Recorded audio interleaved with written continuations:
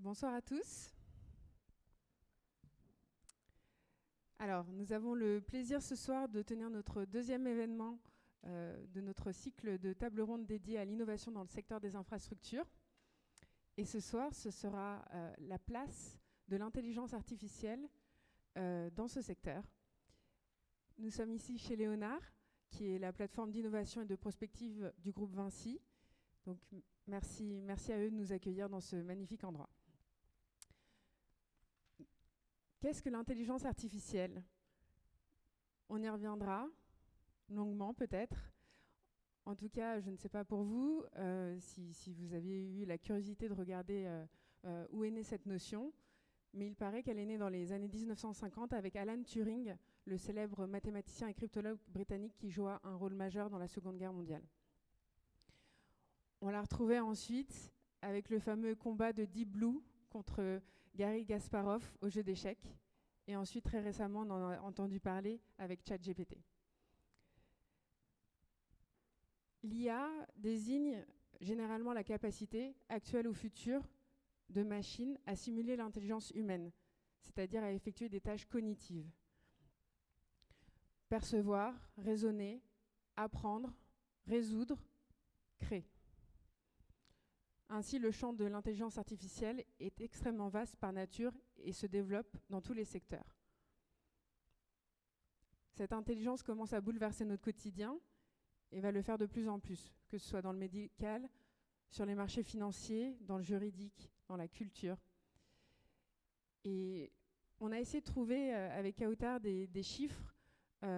C'est toujours un petit peu difficile, mais en tout cas, on peut citer des études de PwC qui estiment que l'intelligence artificielle va conduire à 14% d'accroissement du PIB mondial d'ici à 2030, ce qui est énorme. Et une des raisons pour laquelle on a souhaité vous proposer cette table ronde sur l'intelligence artificielle dans le secteur des infrastructures, c'est qu'aujourd'hui l'innovation avance très rapidement et il nous semblait nécessaire que les adhérents de l'association soient au fait des différentes évolutions, des grandes tendances, notamment pour pouvoir s'adapter et saisir au mieux les différentes opportunités, notamment pour les actifs que l'on gère. Et l'intelligence artificielle est perçue comme l'une des innovations qui pourrait le plus impacter, révolutionner la façon dont on travaille sur les prochaines années, et qui d'ailleurs la révolutionne déjà. Elle pourrait également avoir un rôle à jouer sur l'adaptation aux défis climatiques et énergétiques des infrastructures sur lesquelles on travaille, et également permettre à nos infras d'être plus résilientes. Et pour vous citer un autre chiffre, plusieurs études estiment que la croissance de la valorisation de l'intelligence artificielle appliquée au secteur des infrastructures devrait connaître d'ici à 2030 une croissance en moyenne de 30% par an, avec de nombreuses applications dans différents secteurs, dans la mobilité, avec par exemple les véhicules autonomes, dans la gestion de la supply chain, la régulation et la gestion du trafic, notamment du réseau de transport en commun. D'autres exemples d'IA, il y en a vraiment énormément, mais par exemple, il y a beaucoup de startups qui permettent de gérer toute la partie maintenance prédictive de façon assez efficace. Beaucoup de développement de robotique, notamment pour les chantiers de construction et le BTP de façon générale. Pas mal de concepts intéressants sur la planification de la construction et la surveillance en temps réel des actifs d'infra et des chantiers sur la phase de construction. Donc il y a de nombreuses solutions qui émergent grâce à l'agilité des startups, et on aura la chance ce soir d'échanger avec 2 startups.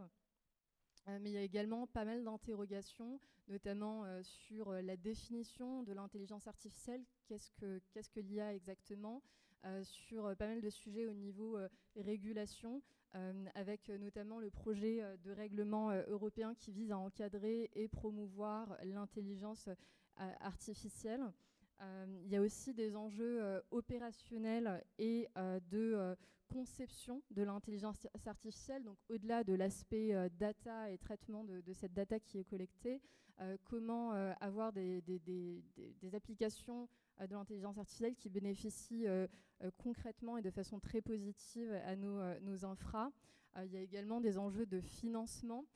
Comment financer cette innovation et accompagner les différentes startups, comment financer les projets, au niveau vraiment assets et projets, comment financer des actifs qui utilisent l'intelligence artificielle pour optimiser leur activité.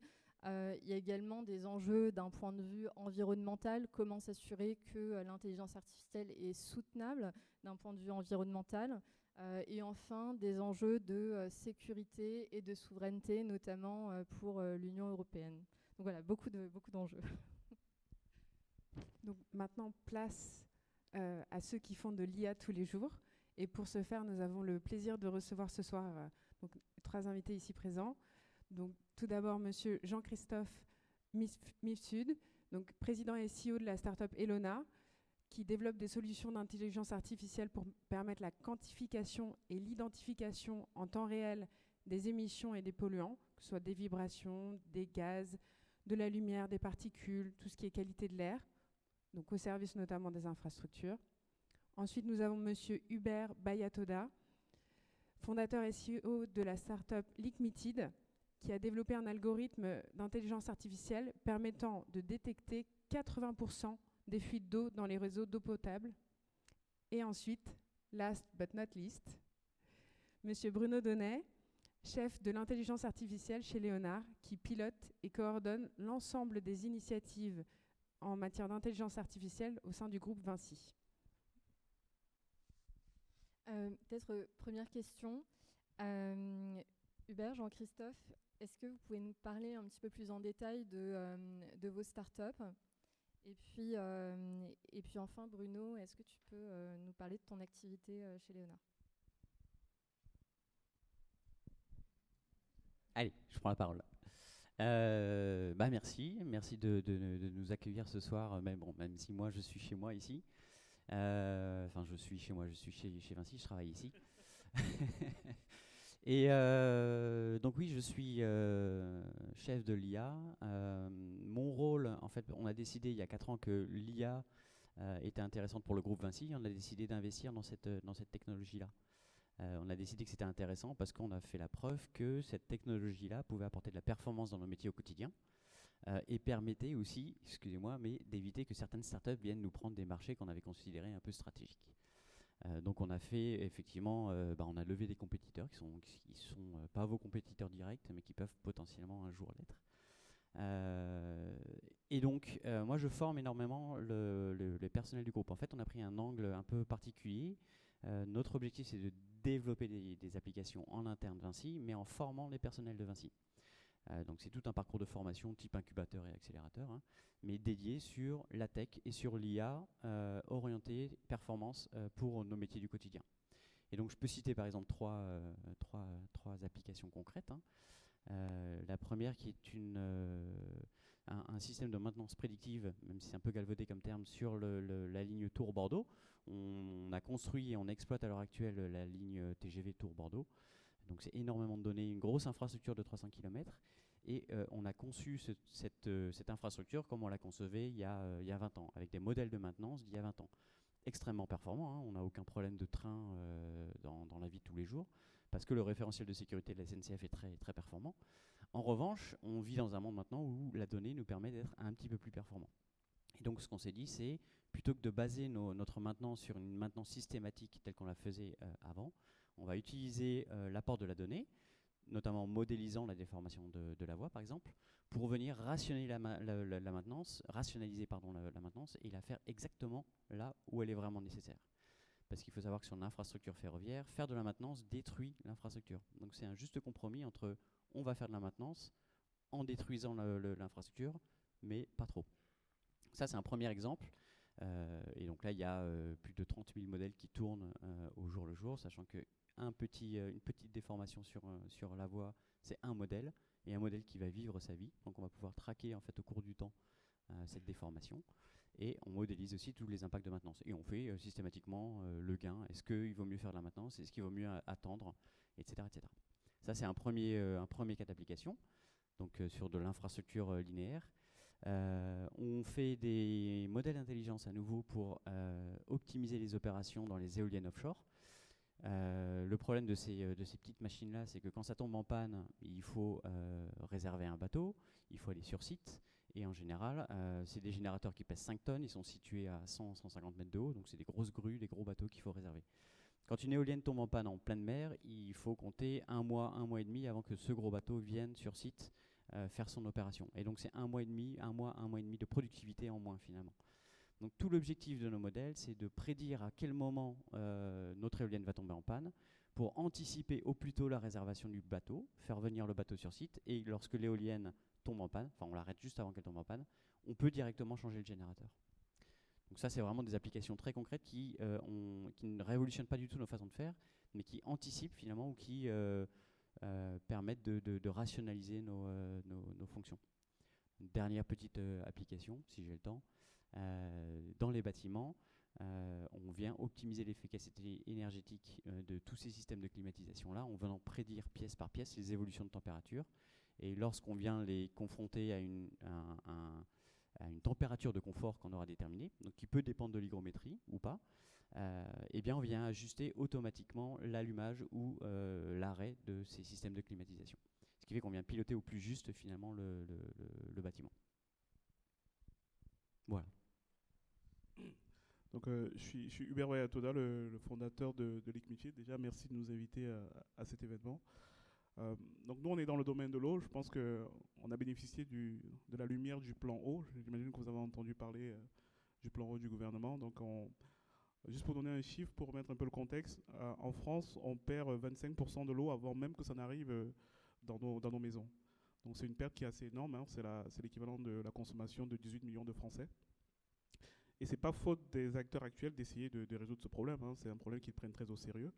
Donc nous, qu'est-ce qu'on a fait chez Liquimity? On a développé un algorithme qui permet d'identifier les 20 à 30% du réseau qui contiennent 80% des fuites d'eau. Ça permet ainsi de vraiment optimiser les interventions. Donc sur la base de cet algorithme, on a 3 produits. Un produit qu'on appelle Sprint qui permet vraiment de résoudre sur du très court terme la problématique des pertes. Donc on identifie les endroits, on envoie les équipes et on est sur un business model qui est à la performance. En gros, si on n'y arrive pas, on n'est pas rémunéré. Bon, je touche du bois là, jusqu'à présent on est rémunéré à chaque fois qu'on intervient. Et ensuite on a un module pour essayer de maintenir le rendement à un niveau qui est très intéressant, parce qu'une fois qu'on a fait une action coup de poing, il faut rester derrière pour accompagner la collectivité. Donc ce qu'on fait, c'est qu'on positionne, grâce à notre IA, on peut orienter le positionnement de capteurs.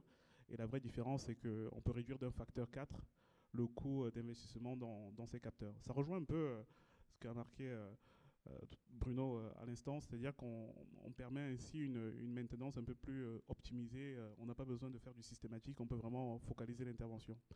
Et le dernier point sur lequel on travaille, c'est l'anticipation, parce que, juste pour vous donner un ordre de grandeur, le réseau français fait 1 million de kilomètres, c'est très grand, et on ne renouvelle que 0,5%. Parce que 1 km de réseau, ça coûte entre 250 000 euros et 1 million d'euros. Donc c'est très cher. Ce qui fait que ces 0,5%, il faut vraiment les investir au bon endroit. Ce qui fait qu'on développe donc un module pour les accompagner afin qu'ils prennent les meilleures décisions pour vraiment booster l'efficacité des rénovations. Donc voilà un peu le spectre de ce qu'on fait. On est présent en France, en Italie. On est très fiers parce que si vous allez à Florence, la ville de Florence utilise notre algorithme pour faire la recherche de fuite. Donc la prochaine fois que vous irez en Italie, vous saurez qu'il y a Liquimity qui y travaille. Et on travaille également, on a travaillé chez Thames Water à Londres. Et on est au Portugal également et on travaille actuellement pour être au Maroc, au Sénégal et au Brésil. Donc voilà un peu un aperçu de nos activités. Super, bravo. Bonsoir à tous. Ce que nous faisons, nous, chez Elona, c'est ce qu'on appelle de l'intelligence situationnelle. C'est-à-dire la capacité pour les hommes et les femmes, dans un environnement professionnel, de contextualiser un événement, une anomalie, un dysfonctionnement. Comment les hommes et les femmes font cela dans un environnement professionnel? Eh bien, ils amalgament d'un côté toute une série de données analytiques. Des données concernant, comme vous le disiez tout à l'heure, Gabriel, du gaz, de la vibration, de la lumière, des particules, la qualité du liquide, la turbidité, l'oxygène dissous, etc. Mais en fait, au bout du compte, l'homme va agir aussi par l'intermédiaire de son expérience. Et son expérience, c'est sa capacité, effectivement, d'utiliser ses sens humains. Et on y reviendra tout à l'heure dans la définition de l'intelligence artificielle. C'est que l'homme et les femmes que nous sommes, on est engagés dans notre environnement, dans le plat que vous avez mangé à midi, dans le café que vous buvez le matin, par l'intermédiaire de vos sens. Et donc, chez Elior, quand ils nettoient les toilettes, ils sentent les détergents, ils sentent l'insalubrité, ils écoutent le sèche-main qui ne fonctionne pas, on entend l'altercation. Chez Veolia, on regarde le clarificateur, la mousse, les algues, les images irisées de kérosène. On entend le compresseur claquer. Eh bien, c'est comme ça qu'on contextualise et qu'on agit. Et donc, ce que l'on fait, nous, chez Elona, c'est que l'on va développer toute une série de réseaux de capteurs, des réseaux de mesure, dans lesquels on va rajouter des données qui sont des données sensorielles. Donc, on va créer des banques de données biomimétiques, des banques de données qui vont être capables de sentir, d'écouter, d'interpréter les poussières. Et donc, aujourd'hui, on va travailler dans le domaine de l'environnement extérieur, notamment sur les chantiers de construction, où on va écouter les scies circulaires, les marteaux-piqueurs, le cri d'appel à l'aide du compagnon blessé. On va interpréter les types de poussières. Est-ce que c'est de la silice alvéolaire?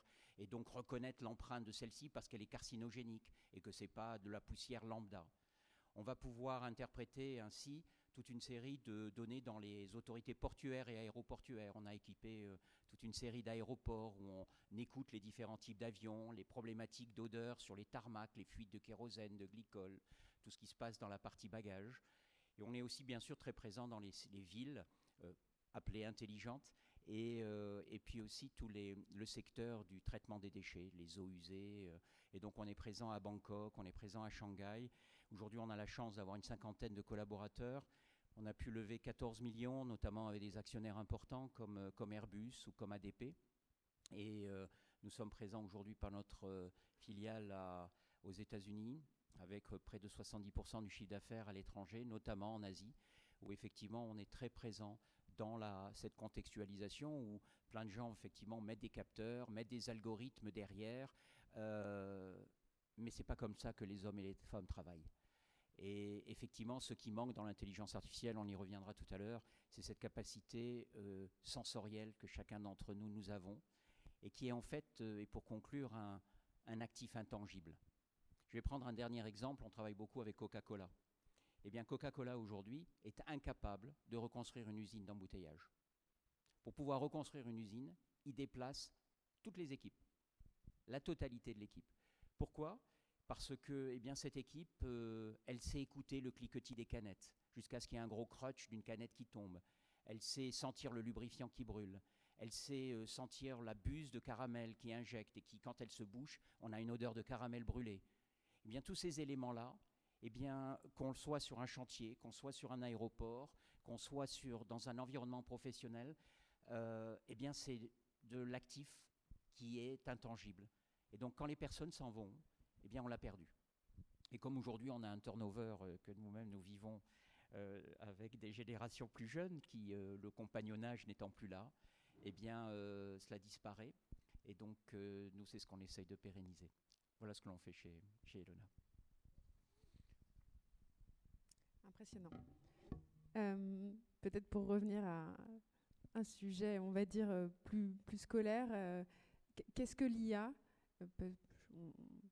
Peu de gens qui sont docteurs en robotique ou en informatique ici. Est-ce qu'il y a des différentes formes d'IA ? Est-ce qu'il y a de la vraie, de la fausse IA ? Parfois, on parle de deep learning. Et peut-être, Bruno, si tu veux commencer à te lancer dans l'exercice, et peut-être me dire si, au final, quelle est la pertinence de distinguer différentes formes d'IA ? Alors, il y a plein de définitions de l'IA. Pour moi, l'IA, c'est effectivement quelque chose une série de technologies finalement qui répondent à un problème et on a l'impression que c'est comme si un humain avait répondu à ce problème-là. Donc en gros, c'est une machine qui donne une réponse et on se dit mais comment elle a fait pour donner cette réponse? Et ben, tout simplement, on peut prendre un exemple pour ne pas aller trop loin et vraiment démystifier l'histoire. Une régression linéaire, c'est de l'IA. Bon, c'est une IA très simple, mais c'est de l'IA. En gros, on acquiert des données d'une machine, on a 3 points sur un graphique, et c'est tout ce qu'on a. Et nous, on nous dit, bon, il faut modéliser le comportement de la machine, et quand est-ce que ça va tomber en panne? Quelle est la première chose qu'on fait? On fait une régression linéaire. Et quand on a fait la régression linéaire, on est capable du coup de savoir comment s'est comportée la machine entre ces 3 points-là. Pourtant, on n'a pas d'information de la machine. Mais statistiquement, c'est une droite qu'il y a entre ces points-là. Et donc là, la machine, lorsqu'on lui pose la question, comment s'est comportée la machine au cours de ce temps sur lequel on n'a pas de données, eh ben, elle s'est comportée comme un modèle statistique qui est une régression linéaire, une droite. Alors, chose extrêmement intéressante, c'est que maintenant, on arrête l'acquisition de la donnée, mais notre machine continue à opérer, et on nous dit, prédisez quand vous allez avoir des pannes. Et ben, qu'est-ce que fait la machine? Notre IA, qu'est-ce qu'elle va faire? Elle va simplement tendre la droite un peu plus loin, là où elle n'a pas de point. Et donc ça correspond normalement au modèle qui était prédéterminé quand on avait des points. C'est juste une prolongation. Et là, elle nous dit, ça va tomber en panne dans 3 heures. Donc on trouve ça extraordinaire, mais c'est juste une droite qui a été prolongée. Et c'est ça l'IA, c'est bêtement ça. Alors c'est un peu plus complexe de temps en temps, mais en général, et typiquement sur la dégradation de la ligne Tours-Bordeaux, c'est une succession de modèles linéaires qui nous donne un impact très très très performant sur la maintenance. Donc voilà ce que c'est l'IA, c'est une droite. Et du coup, vous m'avez dit... Ah oui, donc distinction entre l'IA forte et l'IA faible. Alors ça, c'est la grande... je pense qu'on se perd un peu en conjecture en essayant de différencier tout ce qui est IA, tout ce qui n'est pas IA. Statistique, c'est pas de l'IA. L'IA, c'est vraiment que des modèles type reconnaissance dans les images, deep learning, ou du réseau de neurones. Ah oui, ça c'est de l'IA. Mais tout ce qui est stats, tout ce qui est analyse de données, on dit c'est pas l'IA, donc on va pas déclencher le projet. Moi, j'inclus tout ça finalement dans l'IA. L'IA, c'est quoi? C'est à partir d'une série de données, essayer de trouver un comportement. Voilà, c'est pour moi quelque chose c'est comme ça que je vends ça au sein de Vinci. C'est relativement nouveau parce que quand on parle de données, c'est relativement nouveau. La donnée, nous, on en est assez loin. Et donc, quand on fait un petit peu de calcul sur de la donnée, là, c'est tout de suite la révélation. Et comme on est encore dans ce moment du buzz de l'IA, j'en profite pour dire que c'est de l'IA, comme ça fait bien. Si je dois compléter, je dirais que je vais compléter sur l'aspect bonne IA ou mauvaise IA.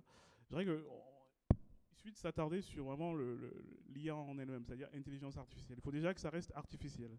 Parce qu'on peut très bien vous mettre quelqu'un sur un PC et on dit on a une IA qui reconnaît les voitures. En fait, c'est quelqu'un qui est en train de reconnaître les voitures et qui est situé dans un endroit où les coûts sont plutôt bas. Donc il faut déjà que ça reste artificiel, ça reste un algorithme. Donc déjà, ça c'est fondamental.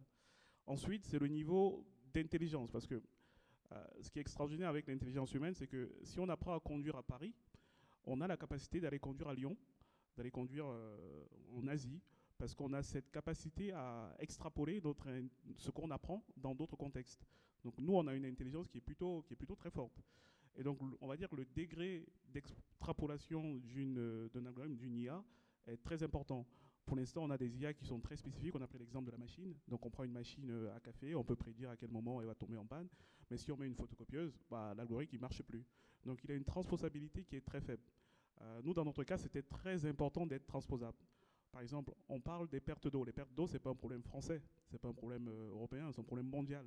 D'ailleurs, les endroits où on a le plus de pertes, c'est pas vraiment. On dit on a 25% de pertes, mais il y a des pays où on a 50%. Donc comment une start-up va se dire je vais développer un algorithme qui va marcher uniquement en France? On ne pouvait pas se permettre ça. On devait absolument développer des variables qui allaient être transposables pour s'assurer que quand on développe l'algorithme, on peut aller dans un autre pays et l'algorithme reste pertinent. Donc ça, c'était vraiment l'enjeu majeur pour nous, avoir une transposabilité dans le domaine qui nous concerne très forte. Ce qui fait qu'on peut se permettre maintenant de scaler, d'aller dans d'autres pays, de prospecter. Les commerciaux, ils sont rassurés, ils savent qu'ils peuvent aller quasiment partout, au Sénégal, au Maroc, en Allemagne, et avec cette transposabilité qui est très forte. Donc je dirais que j'insisterai là-dessus.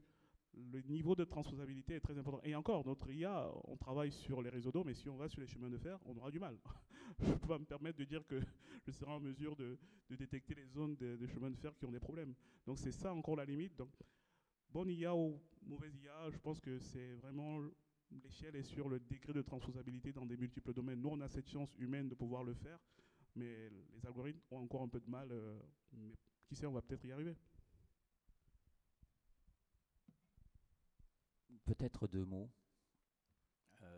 Je pense que le mot intelligence est extrêmement galvaudé. Parce qu'il y a de multiples types d'intelligence. Moi, je tiens à l'intelligence du cœur. L'intelligence en tant que telle, elle passe par un sentiment. Et je suis complètement d'accord avec ce que vous dites, c'est que aujourd'hui, ce qu'on appelle l'intelligence artificielle, c'est du bourrage de modèles. C'est du modèle linéaire, multivarié, neuronal, et il y en a 36 000. La grosse différence avec la véritable intelligence, qui est la nôtre, celle qu'on partage, c'est la capacité que nous avons d'évacuer le récurrent. Aujourd'hui, l'intelligence artificielle, elle bourre les modèles en intégrant l'événement avec la matrice. Je vais vous prendre un exemple. Je veux reconnaître un marteau-piqueur, un bruit de marteau-piqueur. Que fait-on ? Eh bien, on va apprendre à ce système à reconnaître le marteau-piqueur seul, le marteau-piqueur à côté d'un compresseur, le marteau-piqueur à côté du camion qui passe, le marteau-piqueur sur les Champs-Élysées, le marteau-piqueur à la plage, le marteau-piqueur dans la jungle, le marteau-piqueur. Et alors on bourre les modèles, et puis on en a 200, et puis vous avez le gars d'intelligence artificielle, j'en ai plein chez moi, des Teletubbies, et qui me disent, mais attends, mais avec 200 enregistrements, je peux rien faire, il faut que tu reviennes, avec 1000, 1200, 3000. Eh bien, nos bébés, nos adolescents et nous-mêmes, on ne travaille pas comme ça. On évacue le récurrent. Et c'est la grosse force de l'homme, parce que on est le fruit de milléniums d'ingénierie. Et le modèle, ça doit être le comportement de l'homme dans ces modèles d'intelligence que l'on développe. Et l'homme a une très grande force, c'est d'évacuer ce qui ne l'intéresse pas. Vous rentrez dans une pièce dans laquelle quelqu'un a fumé, vous sentez la fumée. Au bout de quelques minutes, vous avez évacué la fumée. Ça ne vous intéresse plus, c'est devenu votre ligne de base. Vous allez aux toilettes, vous sortez de la salle de réunion, vous revenez, vous ressentez la fumée. Votre ligne de base, on l'a tous vécue, elle s'adapte en permanence. Ça, c'est de l'intelligence. Ça, c'est la capacité de détection de points d'inflexion et d'évacuer la matrice quand ça ne vous intéresse plus. C'est ça, c'est les algos sur lesquels il faut vraiment travailler, parce que ça va réduire considérablement cette phase d'apprentissage. Alors aujourd'hui, on a de l'énorme chance, c'est qu'on a plein de PC, alors on bourre les modèles, on a plein de gens qui effectivement travaillent à droite à gauche. Par exemple, nous travaillons sur un babyphone. Et aujourd'hui, on se dit, mais quand on enregistre le cri du bébé, eh bien, est-ce qu'il a chaud ? Est-ce qu'il a peur ? Est-ce qu'il a faim ? Est-ce qu'il est en colère ? Alors on bourre les modèles. Et alors il y a plein de mamans dans le monde entier qui nous disent, ah ben ça, mon bébé, il fait ça, et ça, mon bébé, il a fait ça, etc. Mais la maman, en fait, elle apprend très vite. Elle le sait. Eh bien, elle n'a pas besoin de 30 000 cris de bébé. Heureusement d'ailleurs. Et donc, c'est ça, cette véritable intelligence. Et enfin, moi, j'adore travailler sur des modèles humains. C'est de voir comment, effectivement, l'homme travaille. Bien sûr, aujourd'hui, on a plein de modèles mathématiques et c'est super. Et ça permet de beaucoup avancer. Mais moi, j'appelle pas ça de l'intelligence. J'appelle du bourrage de modèles. Merci beaucoup. Très intéressant et vos réponses étaient très complémentaires. On en a parlé brièvement en introduction. Il y a beaucoup d'enjeux liés à l'intelligence artificielle et notamment dans notre secteur. Et quelles vont être les difficultés opérationnelles, financières, juridiques que vous rencontrez au quotidien ? Et une autre question que l'on se pose, c'est comment est accompagnée l'innovation, enfin, l'intelligence artificielle et son innovation aujourd'hui, et notamment d'un point de vue financier. Je vais commencer parce que les startups, on a beaucoup de problèmes. Donc, on n'a que ça, en fait. Je dirais, on a, on a différents niveaux de problèmes. Déjà, on a le problème dans le domaine, je vais être précis, dans le domaine des infrastructures. Dans le domaine des infrastructures, la donnée, c'est pas simple. On a des partenaires comme Vinci, historique, Veolia, on a des partenaires qui ont les données.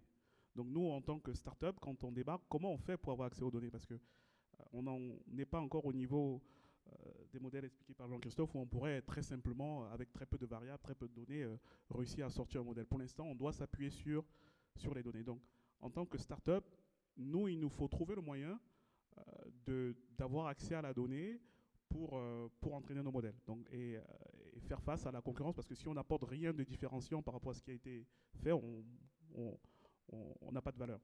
Donc ça, c'est un sujet clé dans le domaine de l'infrastructure. Dans les autres domaines, le domaine, on va dire, du e-commerce ou autre, on peut collecter les données en ligne. Le domaine de l'infrastructure, de l'eau, c'est des données sensibles. Domaine, j'imagine, quand on est chez Vinci, c'est des données sensibles qu'on ne peut pas donner à n'importe qui. Donc ça, c'est le premier point. Nous, on a pu nouer des partenariats avec des petits acteurs pour commencer. Après, on a réussi à commercialiser très tôt. Ça nous a permis d'avoir accès à ces données-là. Après, on a un autre problème qui est lié au financement. Et je vais encore rester très spécifique au domaine de l'infrastructure. C'est que c'est un domaine qui est de nature, les infrastructures ont un cycle de vie long. Ce qui fait que c'est un domaine par défaut qui est lent. C'est-à-dire, c'est pas... la révolution arrive tardivement dans ces domaines et ça fait peur aux investisseurs. C'est-à-dire que nous, quand on veut se lancer, au début, on a très peu de moyens, donc on a besoin de convaincre des investisseurs de nous faire confiance. Et quand on est dans le domaine de l'infrastructure, ils se disent le temps que ça bouge, tant que vous signez un contrat, ça va être compliqué. Donc on doit avoir des preuves comment dirais-je, de succès futur. Il faut que la promesse soit vraiment très forte pour que les investisseurs aient envie de nous suivre. Parce qu'ils vont se dire pourquoi Veolia ne l'a pas déjà fait, pourquoi Suez ne l'a pas encore fait, je ne comprends pas. Et en plus, l'IA, c'est l'IA. Si quelqu'un lui a dit que chez Veolia, on fait l'IA, bon, bah, ils font de l'IA, qu'est-ce que vous faites de plus? C'est de l'IA. Donc, c'est très compliqué de réussir donc, il faut trouver vraiment un moyen de bien expliquer, peut-être de contourner. Nous, dans un premier temps, on a fait appel au business angel, dans le domaine de l'eau, on a la chance que c'est quelque chose qui parle à beaucoup de personnes. Donc les investisseurs privés, les gens à succès qui ont déjà vendu leur boîte, nous ont fait confiance, qu'on a pu lever de l'argent et faire la preuve. Et maintenant, on sait on peut les rassurer sur ce qu'on appelle l'attraction commerciale pour aller chercher des investissements autres. Et je vais finir là parce qu'on a tellement de problèmes, je vais qu'en prendre 3. Le troisième problème, c'est la peur de cette réglementation. Il y a un mystère autour de la data. C'est-à-dire qu'un client vous donne sa data, on dirait qu'il croit que vous allez vendre la data. Donc il y a les clients ont un attachement autour de la data qui est complexe. Et la réglementation, personne ne sait vraiment ce qu'il y a dans cette réglementation, mais le comportement par défaut, c'est de se protéger et de ne pas vouloir donner sa data. Et c'est assez paradoxal. Nous, par exemple, on leur explique qu'on a une base de données de 600 000 fuites. Si vous nous donnez votre centaine de fuites, ça ne va rien changer sur notre base de données. Par contre, à l'inverse, notre base de données peut vous aider à être meilleur.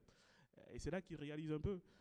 Et parfois pas, mais et on va même encore très loin avec des exemples. On leur dit, vous savez, quand vous utilisez Google Maps, vous leur donnez votre localisation, et ça permet d'avoir les restaurants autour de vous. C'est une bonne chose. Vous avez donné votre data pour avoir de la data. Et là, ils disent, ah oui, c'est vrai. Et ça fait basculer. On est obligé de trouver des exemples concrets pour un peu casser une barrière dans leur esprit afin que ce soit plus, qu'ils voient plus ça comme un truc, une partie qu'ils sont en train de perdre, mais plutôt un échange de valeur. C'est-à-dire qu'ils donnent certes quelque chose, mais en fait, derrière, ils auront plus de bénéfices. Donc voilà les trois grands problèmes que je citerai. Voilà. Je suis tout à fait d'accord avec Hubert. Effectivement, il y a une très grande appréhension sur la propriété de la donnée. Et ce partage de données pour accélérer la capacité des modèles est un vrai souci. D'ailleurs, on a un certain nombre de nos clients qui ne souhaitent même pas passer par le cloud. Donc, ils veulent avoir des implantations on-prem, qu'ils appellent ça, donc sur leur propre serveur, sur leur propre Donc ils veulent des systèmes qui soient complètement privatisés. Donc ils se privent de cette capacité de partager et d'améliorer bien sûr les algorithmes qu'ils utilisent. Donc ça c'est un vrai souci. Le deuxième souci, c'est que il faut une très grande qualité de la donnée. Et parce que malgré la qualité des algorithmes, malgré cette dispersion statistique que l'on peut avoir, qui vient compenser parfois le manque de qualité analytique, mais comme disent nos amis anglais, garbage in, garbage out. Et donc il y a une vraie nécessité d'avoir aussi du hardware. Simplement, et pour finir, la grande difficulté que nous avons, c'est qu'aujourd'hui la communauté financière finance beaucoup de soft, beaucoup de modèles récurrents, beaucoup de modèles à très forte marge, mais la partie hardware est devenue très, très difficile à financer. Fonds de roulement, maintenance, etc. Et dans des domaines où il n'y a pas de capteurs, quand on a la chance d'avoir des capteurs de pression, des capteurs de débit, etc., c'est une très grande chance. Mais il arrive dans plein de systèmes, on parlait de la construction tout à l'heure, et il n'y a pas toujours des micros, il n'y a pas toujours des analyseurs de particules, il n'y a pas toujours des systèmes qui permettent de contextualiser les événements et d'améliorer bien sûr l'empreinte énergétique et la santé des hommes et des femmes. Et donc, nous, on est à cheval sur les deux. Et aujourd'hui, on a de grandes difficultés à pouvoir lever. Et donc, l'intelligence artificielle, oui, mais quand elle est liée à de la donnée hard, ça devient beaucoup plus difficile. Voilà aujourd'hui les difficultés auxquelles nous frottons. Je vais finir du coup. Y a beaucoup de choses qui ont été dites. Moi, je vais plus prendre l'angle corporate pour le coup. Nous, on a un gros problème qui est en fait que beaucoup de monde est réfractaire au changement. Ça, c'est vraiment la première chose. On est habitué à faire des choses comme on le faisait il y a longtemps. Ça fonctionne, c'est rentable. Vinci est rentable. C'est pas un secret. Et donc, pourquoi changer puisque ça fonctionne. Donc, quand je vais voir les opérations chez les constructeurs, mais moi je construis du béton, ça c'est de la vraie techno. C'est voilà, je coule du béton, on a les pieds dans la boue, ça c'est cool. Toi, ton IA, ça sert à rien, c'est de la merde. Et je leur dis, ouais, mais tu vois, t'es en retard. Ça fait déjà 2 semaines que t'es en retard. Tu sais pourquoi? Ouais, on y travaille, on sait pas. Voilà. Je dis, peut-être que là, il y a un angle, un petit truc à faire. On peut déterminer des opérations et on peut voir rapidement si effectivement tu es aligné sur un planning des opérations théoriques. Et on vient comparer la réalité et la théorie, etc., etc. Et après, je continue, j'embraye, et puis finalement, on développe un super algorithme avec ce gars qui avait initialement les pieds dans la boue, quoi. Et donc, il y a vraiment cette je pense que pour tout le monde, hein, cette peur de changer, cette peur de ne pas comprendre ce qu'on va utiliser comme système. Et donc ça, c'est le point sur lequel nous, on travaille beaucoup, et c'est pour ça qu'on a développé ce parcours d'incubation, qui est que pour finalement rompre cette barrière, on apprend aux gens à se servir de cette IA et à la piloter et à la maintenir par eux-mêmes. Ce qui fait qu'ils comprennent bien ce qu'ils font, ils comprennent bien ce que c'est, ils voient très bien que c'est pas une révolution et ils voient très bien que c'est pas si compliqué que ça, même si c'est complexe. Et donc ils perdent finalement cette peur du changement et ils vont la vendre par eux-mêmes à leurs petits copains. Parce que nous, chez Vinci, on a cette chose extraordinaire, c'est que même en étant corporate, on est compétiteur des entreprises. Donc on est à peu près dans la même position que vous, sauf que moi, en étant brandé Vinci, j'ai plus d'accès que vous. Mais donc moi, il faut que j'aille au contact de mes opérationnels, il faut que j'aille leur vendre les projets, il faut que j'aille leur vendre le fait qu'ils vont être meilleurs, ils vont être plus performants. Et quand je leur dis qu'ils vont être plus performants, je leur dis qu'il faut qu'ils achètent une solution.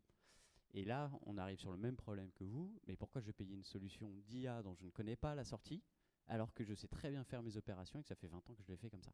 Et donc pareil, on se retrouve heurté à ce problème de financement. Il faut convaincre des managers, il faut convaincre des opérationnels sur une technologie dont on ne sait pas si effectivement c'est la bonne pour répondre à ce problème-là, et en plus s'attaquer au change management.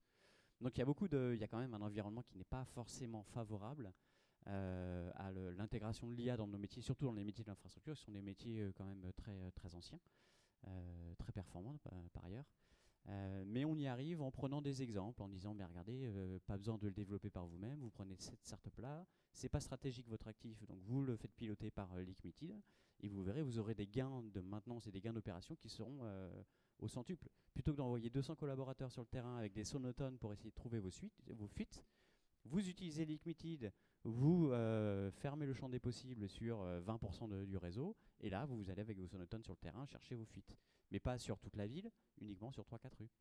Et donc c'est finalement en faisant comprendre petit à petit, par des exemples concrets, le gain opérationnel qu'ils vont avoir. C'est vraiment un gain opérationnel. On va dire, plutôt que de passer 1000 heures sur le terrain, vous en passez 100. Et vous voyez l'économie que vous faites, ces 900 heures-là, vous allez pouvoir faire autre chose avec. C'est comme ça qu'on arrive à faire rentrer finalement, nous aussi, Léonard, nos solutions d'IA au sein du groupe. Je rajouterais qu'il y a une très grande peur, en tout cas à la base des hiérarchies avec lesquelles on travaille, du remplacement. Et donc cette intelligence, est-ce qu'elle va, donc quand on voit de haut, je vais éliminer des postes, je vais être plus efficace, etc.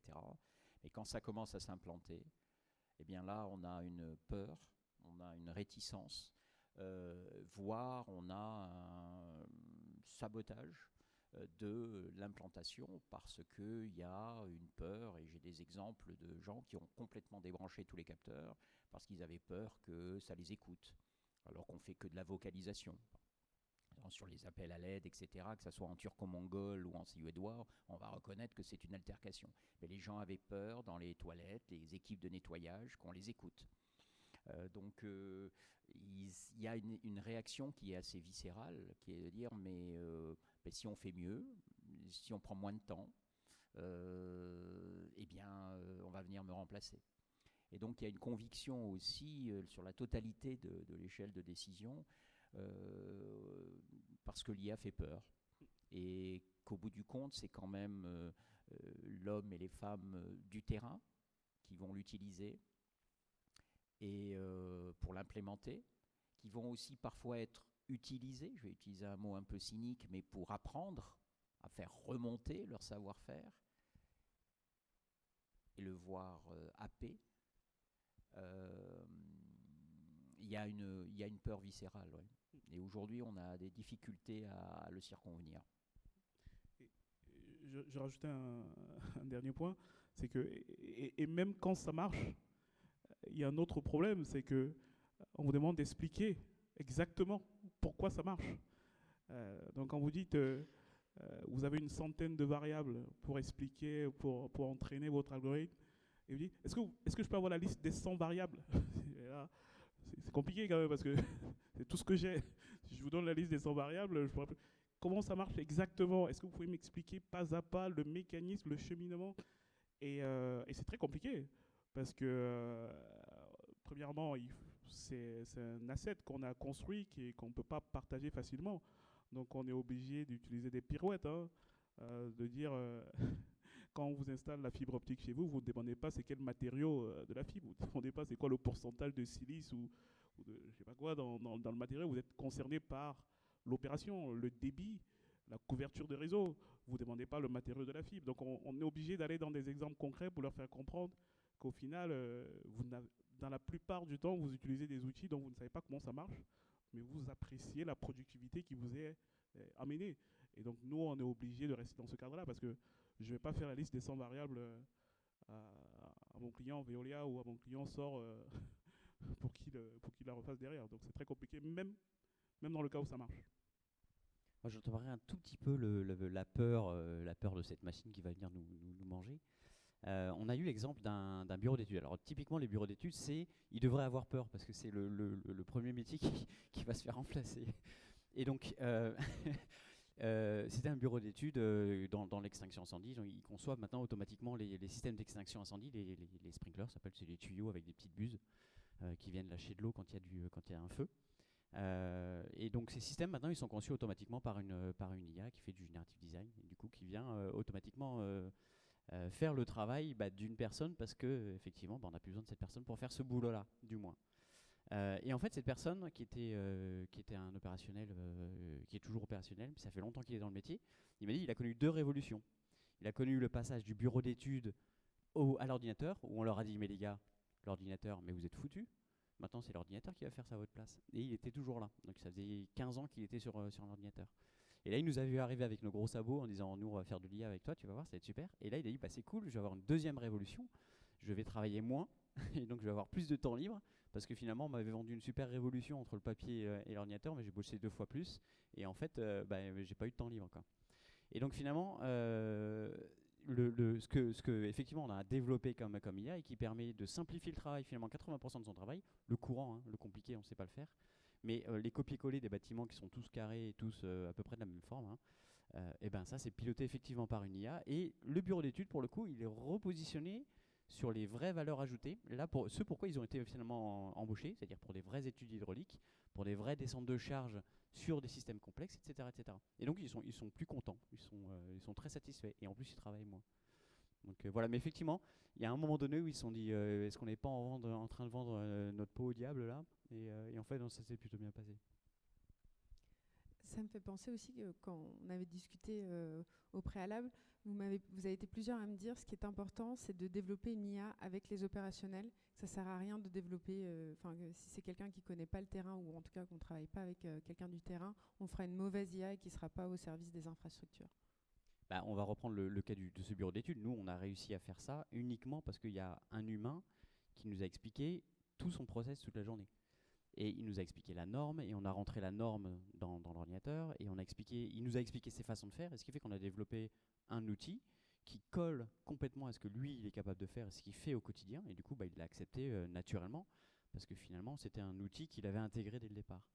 Et donc, tous les cas que nous, on développe, on passe un temps monstre avec les opérationnels pour que eux nous décrivent leurs opérations. Comment est-ce qu'ils font? Pourquoi ils font ça? Et pourquoi tu fais ta maintenance maintenant? Et pourquoi cette éolienne là, elle est tombée en panne alors que tous les capteurs, ils sont tous au top, etc., etc. Et ce qui est rigolo, c'est que du coup, on fait le pourquoi du pourquoi du pourquoi du pourquoi, et on vient même du coup questionner les infrastructures. Pourquoi elle a été construite comme ça, cette infrastructure? Pourquoi est-ce que sur cette éolienne on met 6 capteurs distribués alors que finalement c'est débile, on devrait les mettre en ligne et ça nous donnerait une meilleure information sur l'ensemble de ce système. Et donc ce qui est très rigolo, c'est qu'on vient même questionner des constructeurs pour leur dire vous devriez revoir votre design parce que comme ça, honnêtement, avec les données qu'on acquiert, c'est pas forcément bon. Donc oui, c'est l'opérationnel au cœur du métier, et les applications qu'on développe, elles sont vraiment pour les opérationnels. Ou alors c'est parce qu'on n'est pas visionnaire, et ça c'est possible aussi. Et ça on le laisse aux startups. Non, et complètement. Nous, par exemple, tout le monde fait de la recherche de fuite classique. C'est-à-dire que la première chose qu'on fait, c'est vraiment d'amener les nouveaux embauchés sur le terrain, et ils vont faire la recherche de fuite classique. C'est pénible, c'est compliqué, ils vont s'en rendre compte. Moi, par exemple, toutes les semaines, la semaine prochaine, je serai à Toulouse parce qu'on a un client et je serai sur le terrain avec lui parce qu'il y a encore des choses à apprendre. Donc c'est hyper important vraiment d'être sur le terrain et de se rendre compte des problématiques réelles. Pour vous donner un exemple, au début, quand on a fait notre IA, on avait notre KPI, notre indicateur de performance, on était content, mais en fait, ce n'était pas un produit. Donc on avait un algorithme qui faisait quelque chose, mais on n'arrivait pas à le vendre. On n'avait pas de produit réellement. On savait même pas, on envoyait les clients, on leur disait on a une IA qui peut détecter les 20 à 30% qui ont 80% de fuite. Je dis bien, mais j'en fais quoi? Ça ne correspondait à aucun process. C'est un algorithme, donc on a dû vraiment s'inscrire dans... on s'est rendu compte qu'il faisait appel à des prestataires pour faire la recherche de fuite, ou alors qu'il y a des personnes en interne qui... Donc on a dit, on a un produit qui s'appelle Sprint pour que ça aille vite. Ensuite, on s'est rendu compte qu'il faisait aussi de la surveillance permanente des réseaux. On a dit, on va appeler ça du smart. Et en fait, c'est une offre qui permet de mettre des capteurs. On a vu qu'il faisait appel à des bureaux d'études pour les conseiller sur la rénovation. On a dit, on va appeler ça Twin, c'est le jumeau numérique. Et donc, en fait, c'est le même moteur de voiture qu'on twiste légèrement, et on fait une Twingo, on fait une Ferrari, on fait un camion, mais derrière. Donc, on a dû s'adapter aux besoins opérationnels, et on y va tout le temps pour être sûr que les features qu'on est en train de construire sur cette voiture correspondent à une demande ou à un vrai besoin opérationnel. Et ça, c'est vraiment clé, quoi.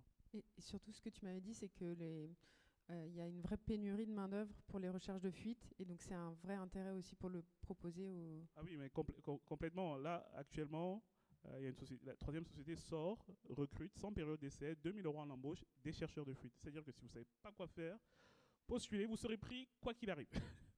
bon, il faut bien écouter parce que c'est quand même un bruit de fuite qu'on doit, qu'on doit écouter. Donc il y a une vraie pénurie de chercheurs de fuite. C'est-à-dire que c'est un métier qu'on ne forme personne là-dedans. Ça se forme sur le tas. C'est quelqu'un qui va marcher et qui va écouter. Il faut avoir un bon cardio et qui va écouter tout le temps les fuites. Et c'est encore plus extrême parce que si c'est la ville de Paris ou la ville de Lyon ou de Nantes, il fait entre guillemets bon vivre, vous allez vous y installer. Mais en fait, la problématique des pertes d'eau est dans des villes, les villes qu'on connaît difficilement, hein, ces villes de province où personne n'a envie de. Il y a un exode où les jeunes ne veulent pas s'installer. Ce qui fait que cette pénurie est encore plus forte. Ce qui fait qu'il y a. Parfois, on arrive dans des endroits, ils ont un chercheur de fuite qui doit gérer 1500 km. Alors là, c'est compliqué, hein, sa journée est vraiment compliquée. Et du coup, quand on arrive avec la solution, après, il faut aussi gérer les attentes, parce que quand on arrive, ils nous voient comme des, comme des dieux. Et on lui dit, calmez-vous, on va pas vous trouver la fuite, l'IA ne trouve pas la fuite, elle l'oriente, c'est comme un GPS, il faut quelqu'un pour conduire, et donc on va amener. Donc il y a aussi ce côté gérer les attentes, mais il y a une vraie pénurie dans le domaine en ce qui nous concerne. Et c'est effectivement, en fait, l'IA, nous, elle se développe et elle s'industrialise chez Vinci que parce qu'on a un problème à résoudre. On ne développe pas une IA pour ensuite faire un petit truc qui nous amuse, c'est vraiment, on a un problème opérationnel, soit on a effectivement des ressources qui ne sont plus là, soit on a un métier sur lequel on a des problèmes à résoudre, on perd de la productivité, on peut être plus performant, etc. Et c'est ça que vient résoudre l'IA. C'est pas inventer un truc qu'on va essayer de pousser dans Vinci pour avoir de la performance.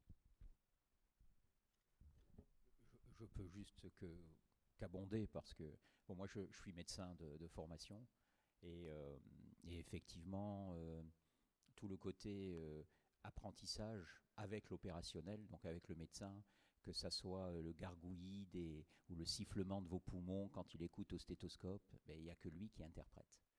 Quand j'ai des confrères qui rentrent dans une chambre de patients, certains patients on les diagnostique uniquement à l'odeur, notamment dans les maladies tropicales. On rentre dans la chambre, on sait ce qu'il a. On regarde la fébrilité, on regarde le fond de l'œil, toute une série de paramètres qui sont l'apanage du professionnel. Et donc je pourrais rebondir dans un domaine qui m'est plus proche que sur la nécessité d'être proche de celui qui sait pour pouvoir apprendre et interpréter et enrichir les modèles, bien sûr. Merci. Bon, j'ai la lourde tâche d'introduire un sujet un peu plus peut-être rébarbatif, sujet juridique, on l'a rapidement abordé. Donc il y a effectivement un règlement européen qui est sur l'intelligence artificielle qui est en cours de discussion depuis 2 ans.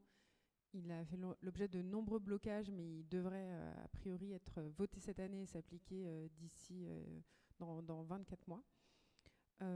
L'idée, c'est évidemment l'idée pour la Commission européenne, c'est d'adopter un règlement qui aura à peu près le même impact en son temps que le RGPD. Et donc vraiment de contrôler, de créer une intelligence artificielle éthique digne de confiance. Ce sont les termes de la Commission. Mais en même temps, elle n'oublie pas que l'IA est aussi synonyme d'innovation et elle veut permettre véritablement la création de bacs à sable réglementaires. Et donc en fait de donner la possibilité aux États membres de créer des expérimentations, des cadres juridiques temporaires pour voir si ça fonctionne. Et notamment, on peut imaginer derrière ça des aides d'État limitées, des systèmes un petit peu favorisés en termes d'autorisation, etc., etc. Moi, ce que je voulais savoir, c'est comment vous, dans votre quotidien, quand vous concevez vos solutions d'IA, vous pensez à cette réglementation qui va peut-être changer, donc qui va peut-être affecter rétroactivement vos systèmes, et surtout vis-à-vis, on en a parlé un petit peu, de la donnée personnelle.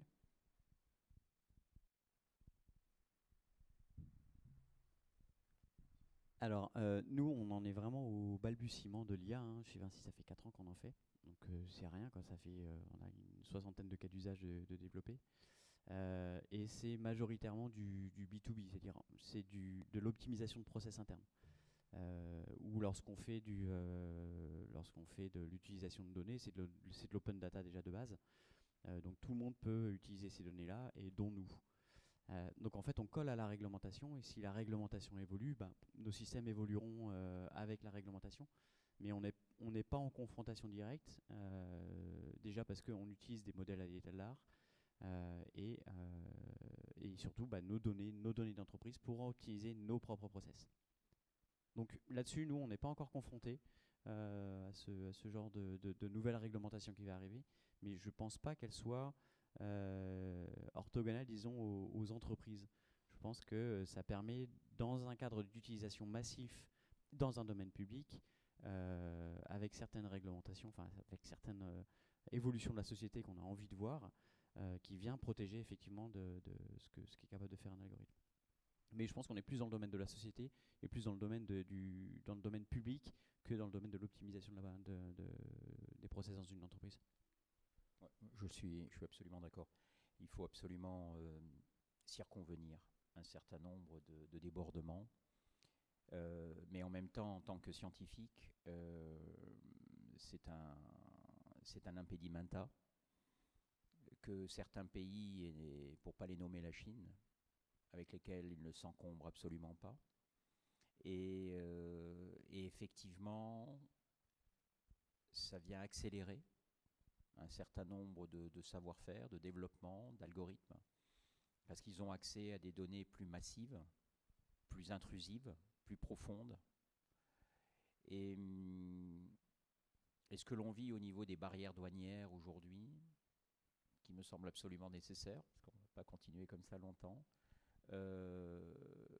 il va falloir absolument circonvenir dans le monde qui est le nôtre, avec les valeurs qui sont les nôtres, un cadre juridique qui permette d'éviter des débordements. Et pourtant, en tant que scientifique, je sais que j'ai des collègues asiatiques qui progressent extrêmement rapidement parce qu'ils ont accès à des données intrusives. Donc c'est un vrai souci. C'est un vrai débat de valeurs auquel on va être confronté dans les années qui arrivent. Et je pense qu'il va falloir circonvenir, effectivement, et si on tient à ce modèle, ça va être une bataille aussi bien scientifique que juridique, auquel il faut se préparer. Mais d'un point de vue business, ça va être extrêmement difficile. Ils vont aller plus vite que nous. On en discutait juste avant, hein. C'était ok qu'ils aillent plus vite, pourquoi pas. Nous, on a notre réglementation qui colle à notre phénomène de société. On veut que ce soit comme ça, on veut la protéger, on veut limiter nos algos. Très bien, moi je trouve ça très bien. Là, ce qui serait bien, c'est d'avoir une deuxième réglementation qui, du coup, fait la correspondance entre les Chinois qui n'ont pas la même réglementation, qui effectivement sont plus forts sur certains domaines, ou même les Américains, on les oublie aussi ceux-là, mais ils sont pas mauvais. Et c'est là qu'il faudrait avoir une correspondance de réglementation qui dit vous étiez dans un domaine qui est complètement différent, pas du tout restrictif, vos algos, vous ne pouvez pas les développer sur notre marché commun parce que nous, on a décidé que c'était comme ça qu'il fallait faire. Ou alors, ça va pousser la recherche en interne en Europe pour justement arriver au même niveau que des modèles qui auront été développés aux États-Unis ou en Chine, avec finalement moins de données, avec un contexte un petit peu différent, etc., etc. Et donc on verra peut-être émerger des nouveaux domaines qui feront qu'avec moins de données ou avec un environnement un petit peu différent, on arrive à une performance quand même qui est acceptable. Non, vas-y Hubert, vas-y. Nous, dans notre domaine, c'est assez particulier parce que quand on rencontre les collectivités, c'est des gens très concernés, c'est de l'argent public, c'est des données publiques sensibles, c'est l'eau, hein, il ne faut pas que n'importe qui ait accès à ces données-là. C'est qu'au final, nous, ce qu'on ressent, c'est que nos interlocuteurs ne connaissent pas la réglementation, nous non plus d'ailleurs, hein, parce qu'on ne la connaît pas précisément. Mais en fait, ça crée un climat encore de méfiance qui pèse. Et pour nous, les startups, dans le domaine de l'infrastructure, déjà que l'infrastructure, c'est lent. Quand on crée encore ce climat-là pour une startup qui veut aller vite, on risque encore d'être 2 fois plus lent dans notre... En tout cas, encore une fois, je parle du périmètre d'une startup. Hein. Ça peut être très compliqué pour nous. On doit... Parce que l'agilité, c'est notre atout pour pour rivaliser avec des acteurs établis. C'est-à-dire, nous, on espère que pendant que Vinci fait des réunions, nous, on a déjà développé 10 modèles. Mais si en même temps le client ne veut pas nous donner la data, bah, c'est compliqué. Ça veut dire qu'ils auront le temps de finir la réunion et de s'y mettre. Donc nous, on veut vraiment qu'il y ait une souplesse dans... On ne veut pas que ça crée un climat pesant dans la manière d'appréhender. Il faudra bien expliquer, donc quitte à ce qu'il y ait réglementation, il faudrait que ce soit bien expliqué à toutes les parties prenantes pour qu'elle ait conscience de ce qu'il en est. Parce que si c'est une réglementation qui est comme le code pénal, que personne ne connaît exactement ce qu'il y a dedans, ça va que créer cette ambiance. Donc si ça peut être bien expliqué auprès de tout le monde, ça peut être un vrai gain dans cette appréhension qui peut y avoir. Voilà. En ce qui nous concerne, c'est un peu la problématique.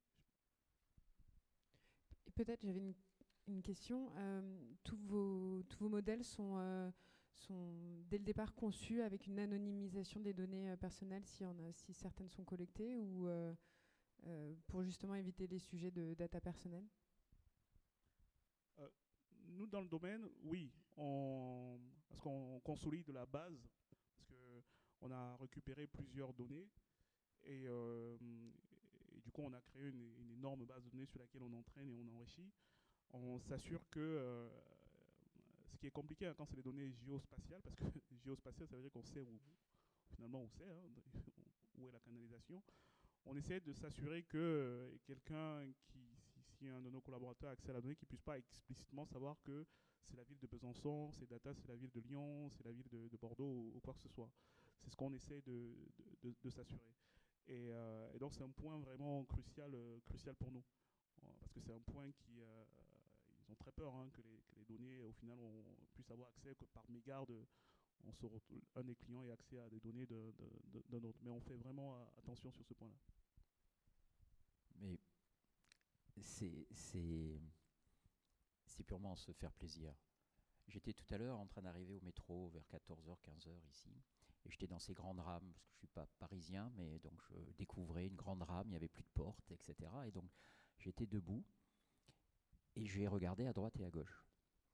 Et tout le monde était devant son téléphone portable. Alors, comme je ne regardais pas mon téléphone portable, je me suis mis à regarder les gens. Et j'avoue que j'ai fait quelque chose de très affreux, j'ai regardé par-dessus leurs épaules.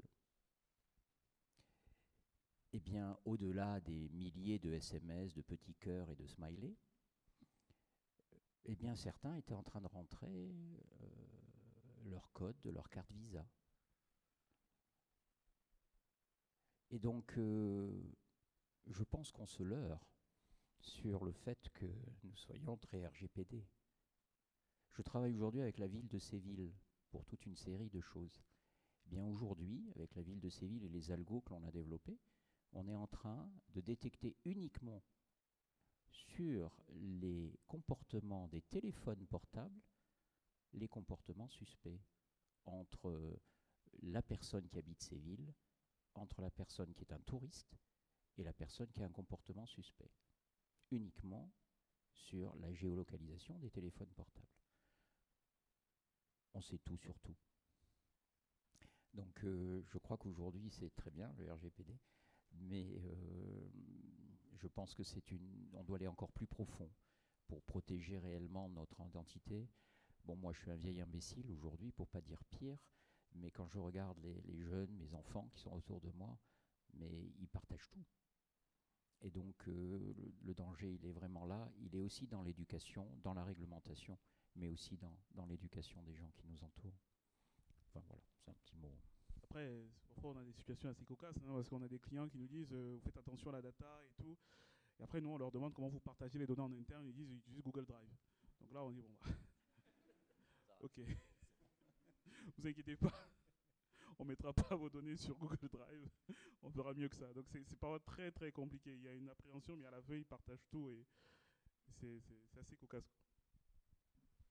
Et à l'inverse, il y a des applications que nous, on ne peut pas faire, typiquement dans le retail, où on utilise des caméras dans des magasins pour détecter les comportements des consommateurs dans les magasins.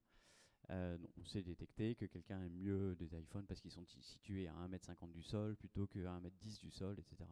Donc on est capable d'agencer un magasin en fonction de comment on a caractérisé finalement les opérateurs. Et par contre, ce qui nous embêtait, c'était qu'on n'était pas capable de faire un lien entre les personnes qu'on voyait dans le magasin et le ticket de caisse. Pourquoi ? Parce que sur le ticket de caisse, souvent quand on a payé en carte bleue, il y a toutes les immatriculations. Enfin, il y a tout qui peut remonter aux personnes. Et donc là, on peut se poser la question, est-ce que c'est embêtant ou est-ce que, ok, on est dans cette société où on fait vraiment une distinction entre les gens qui viennent dépenser, on met une frontière et on va pas jusqu'à Bruno Donnet acheter une paire de chaussettes rouges dans tel magasin, quoi. Et donc oui, ça nous a embêté parce qu'on voulait aller plus loin, mais en fait non, c'est bien qu'on puisse pas faire ce genre de choses. Et voilà. Et donc on optimise une partie du magasin, mais pas la totalité. Bon, dans les faits, on utilise d'autres données, on y arrive quand même, hein, mais ce lien-là, il n'est pas fait. Merci beaucoup. Je me permets de revenir sur un sujet que vous aviez évoqué précédemment, à savoir celui de la performance opérationnelle. Donc, vous avez donné plusieurs exemples pour expliquer comment l'intelligence artificielle y contribue pour nos infrastructures. Et sur un autre volet, et le volet plutôt environnemental, comment l'intelligence artificielle va améliorer la performance environnementale de nos infras et est-ce que l'intelligence artificielle est en elle-même soutenable d'un point de vue environnemental ? Je vais peut-être répondre sur 2 exemples. Effectivement, le terminal Charles de Gaulle, par exemple, on a équipé le terminal 2E, le A, le B, le C maintenant. Et donc, l'idée était de réduire cette empreinte environnementale, cette empreinte énergétique, cette empreinte carbone. Et donc, ce que l'on a fait, c'est que l'on a essayé de transformer le bâtiment en espèce d'organisme organique, c'est-à-dire qui s'adapte en temps réel à son usage. Donc, non seulement au nombre de passagers, mais aux émissions émises, aux insalubrités dans les toilettes, etc. Et donc, en adaptant tous ces paramètres, on a réussi à réduire l'empreinte énergétique de près de 50%. Donc, c'est plusieurs millions d'euros sur l'année. En adaptant les systèmes de remédiation, notamment l'air conditionné, en adaptant des lampes UV qui se trouvent dans les systèmes d'air conditionné pour pouvoir créer, je vais rentrer dans des choses techniques, mais du peroxyde d'hydrogène. Le peroxyde d'hydrogène, c'est ce qu'on utilise pour se blondir. Et donc, effectivement, si on mettait un peu trop de lampes UV, tous les passagers risquaient de ressortir blonds du terminal 2E, donc ce n'était pas tout à fait l'objectif. C'était plutôt d'oxyder le biofilm qu'il y avait un peu partout pour reconstruire une salubrité virale. Et donc, il ne faut pas les allumer tout le temps, il faut les allumer quand il le faut. Et donc, on a réussi à réduire cette empreinte énergétique de façon assez forte. Et on a réduit aussi les interventions sur les toilettes, notamment au lieu de passer de 8h à 9h, à 10h, à 11h, on passe que quand une insalubrité est perçue ou quand un besoin de maintenance est nécessaire. Donc on est passé de 9 à 6 interventions. Et là on revient à la peur dont je parlais tout à l'heure en disant mais si on a besoin de moins d'interventions, on va avoir besoin de moins de personnes. Donc effectivement, cette intelligence, cette capacité à contextualiser en temps réel, à comprendre ce qui se passe, à adapter l'environnement et les remédiations, a un impact environnemental fort, en tout cas dans notre approche, parce qu'il y a un ROI à moyen terme sur la santé des personnes, sur leur engagement dans leur environnement, etc. Mais les gens, ils achètent un ROI tout de suite. Et donc ce qu'ils veulent, c'est que ça rapporte immédiatement. Et donc effectivement, on se concentre sur l'apport de cette intelligence à la gestion, notamment énergétique des infrastructures. Voilà. C'est une question très intéressante parce que d'un point de vue opérationnel, nous on est dans le domaine de l'eau. On sait que quand on trouve une fuite, on fait des économies d'eau et on sait que l'eau est produite, c'est du pompage, c'est de l'électricité. Donc il y a un vrai volet environnemental important. Pareil pour l'offre smart, quand on optimise les capteurs, on réduit le nombre de capteurs qui vont être produits, qui vont être utilisés. Il y a plein, je ne sais pas si c'était des exemples intéressants, mais la question à laquelle moi-même j'ai du mal à répondre, c'est de se dire, au final, tout l'entraînement qu'on fait tous les jours, ça coûte combien à l'environnement ? Ça, c'est une question qui est très compliquée parce que on a 600 000, chaque fois qu'un client vient, on fait tourner le modèle, on est sur des serveurs, on bouffe de l'énergie, mais après, on est content de dire qu'on va réduire la consommation en eau de la ville de l'équivalent de 10 000 habitants, on est tout fiers, mais on ne s'est pas posé la question. En fait, on se pose la question, mais on n'a pas la réponse. On se dit, donc c'est assez compliqué. Et C'est compliqué de mener deux combats en même temps. On a notre combat déjà en tant que start-up à mener. Mais c'est une question qu'on se pose parce que c'est clair qu'on fait appel à des serveurs qui sont gourmands. On réfléchit également à d'autres types de serveurs, des fournisseurs qui nous prospectent en nous promettant que les serveurs sont alimentés par de l'énergie verte. C'est des aspects qu'on regarde. Mais je ne vais pas dire qu'on en fait une priorité. On essaie d'être cohérent dans ce qu'on fait, mais je vais être très honnête. On est préoccupé par cela, mais on ne sait pas comment quantifier le coût énergétique de nos modèles. Et on a du mal en tant que start-up aussi de se dire qu'on va basculer sur d'autres serveurs qui sont carbone neutre. Donc c'est pas simple en tout cas. Nous chez Ainsi, on est un peu dans le même cas. En fait, on développe des IA qui ont un impact environnemental direct parce que typiquement sur la rationalisation de la maintenance entre Tours-Bordeaux, on économise des milliers de tonnes de ballast qu'on ne met pas sur les installations alors qu'on les mettait avant.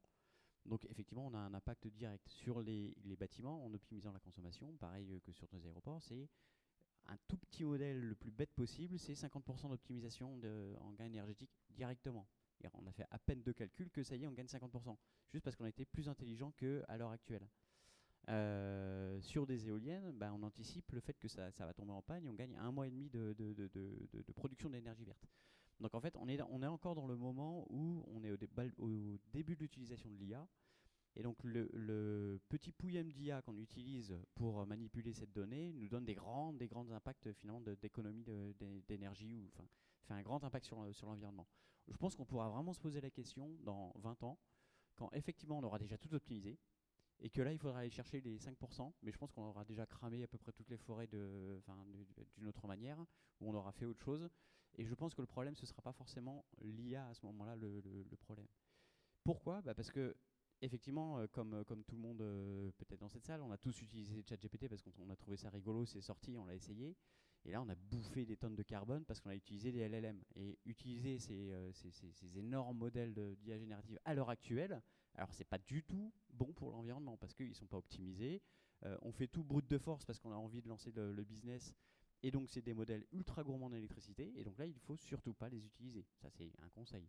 Attendez 5 ans. Et dans 5 ans, oui, on aura adapté les modèles à une baisse de consommation d'énergie. On aura inventé des domaines d'IA frugales, etc., etc., etc. Donc, quand on se jette effectivement comme ça à brut de force sur des systèmes qui viennent d'être inventés et qui ne sont pas optimisés, oui, là, on consomme énormément. Mais nous, honnêtement, l'IA qu'on utilise, elle ne demande pas non plus énormément d'entraînement, elle ne consomme pas énormément de temps machine ou de temps de calcul, et pourtant on a des gains relativement importants.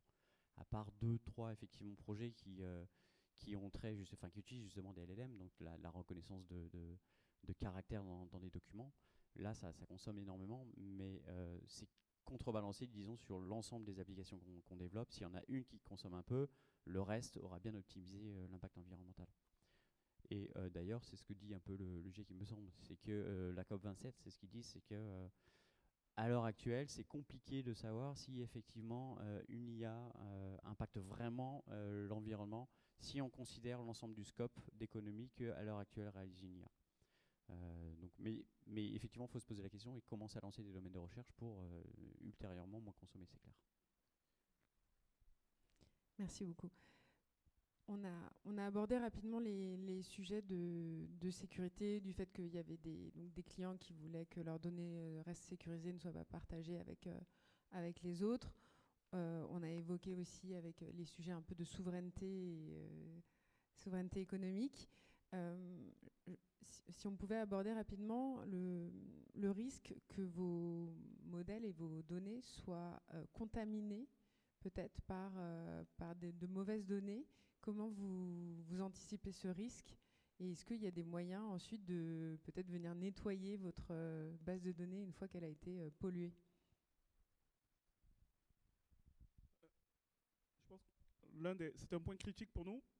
Et je pense que le premier truc à identifier, c'est comment on caractérise le fait d'être pollué.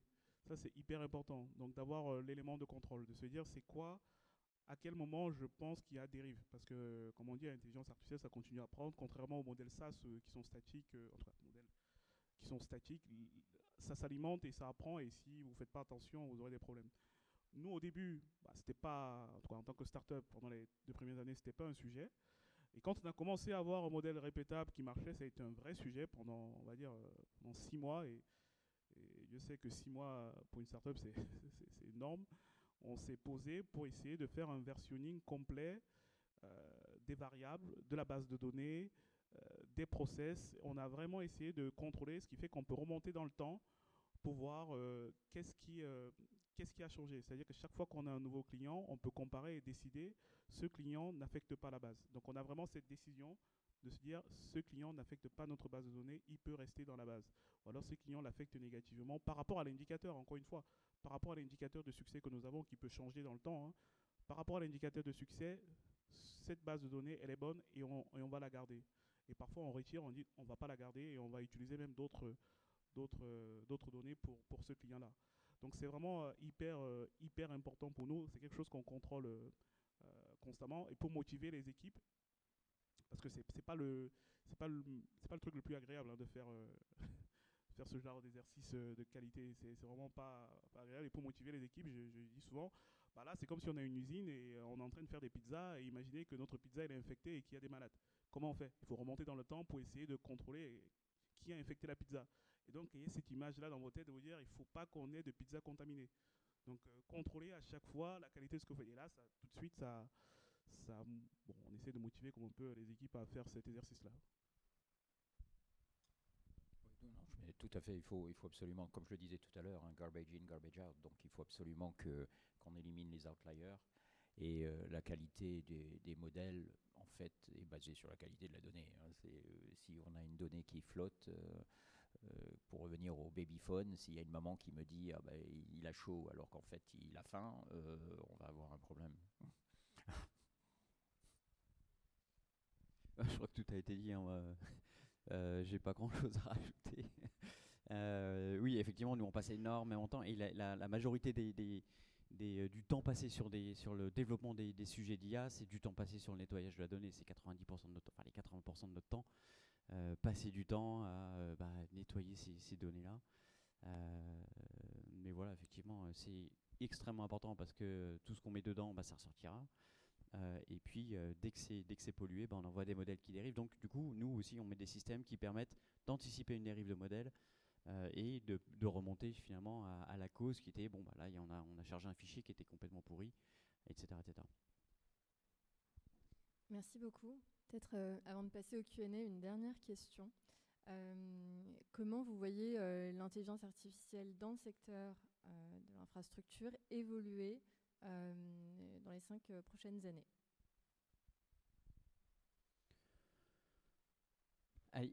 Alors moi dans les prochaines, alors on est encore dans la phase où on est content parce que l'IA nous apporte de forts rendements, donc c'est utile, on en intègre de plus en plus. On forme nous ici de plus en plus nos collaborateurs, donc de plus en plus de personnes sont formées. Les écoles, les grandes écoles intègrent maintenant des formations data science, IA, etc. Donc l'IA a vraiment tendance à perfuser la société. Ce qui fait que dans 4-5 ans ou 5-6 ans, les ingénieurs de demain seront déjà complètement formés sur cette technologie-là et sauront comment l'utiliser sur leur métier couramment. Donc finalement, pour moi, dans 5-10 ans, ce sera quelque chose qui sera complètement industrialisé, normal, et voire même le truc de base, quoi. Et quand on fera de l'IA, on sera un peu ringard parce que on est passé à la technologie d'après, quoi. Donc je pense qu'on est encore dans le temps où on a plein de choses à apprendre, on a plein de modèles à développer, on a encore de la performance à aller chercher sur nos métiers à l'heure actuelle parce qu'on part de très très loin quand même. Même si on est rentable et performant, on peut l'être encore plus performant. Mais je pense que dans 10 ans, voilà, ce sera admis et ce sera utilisé par tout le monde. Comme on utilise, enfin, on se pose pas la question quand on allume notre iPhone. Voilà, c'est si vous en avez un, reconnaissance faciale, c'est de l'IA qui est derrière. C'est de l'IA, c'est un outil qui nous permet de faire des choses. Donc on aura diversifié, enfin on aura inventé plein d'outils et on utilisera nos outils sans savoir que derrière il y a de l'IA. Complètement, et si je dois ajouter quelque chose, je dirais que on est encore dans l'ère où on optimise ce qui a été fait. C'est-à-dire que on utilise l'IA parce qu'on voit que, surtout dans l'infra, on a tendance à, en fait, pour être sûr, on a fait peut-être de la surqualité, donc investiguer tout. Donc il y a de la place pour optimiser ce qui a été fait. Je pense qu'il y aura quand même une phase où l'IA va rentrer dans la conception, où on va se poser la question de dire bah, on a optimisé, mais peut-être on aurait pu concevoir différemment grâce à l'IA, où on va peut-être commencer à concevoir des infrastructures en s'appuyant sur ce que l'IA et la donnée nous a apporté. Donc là, on va essayer d'épurer le cycle d'optimisation de ce qui a été fait. Et peut-être des villes qui sont en plein essor. Je pense que nous, en Europe, on est quand même on va dire, dans un marché mature en termes d'infrastructure. Mais peut-être l'IA va apporter des opportunités extraordinaires pour d'autres marchés. Quand on parle de l'Amérique latine, l'Afrique, qui ont des infrastructures à mettre en place, peut-être les ponts, les routes, les chemins de fer, les systèmes d'eau ne seront plus conçus comme nous on l'a fait en Europe, parce que on a on va dire, du legacy, de l'héritage fort qu'on doit optimiser. Mais peut-être on va rentrer dans ce cycle-là de création différente, et peut-être des nouveaux acteurs vont émerger à côté des acteurs historiques, côte à côte, pour concevoir des choses différentes par rapport à ce que nous on avait, parce qu'on est quand même d'un marché suffisamment mature dans le domaine de l'infrastructure quand il s'agit du marché européen en tout cas, et américain. Je crois de mon côté que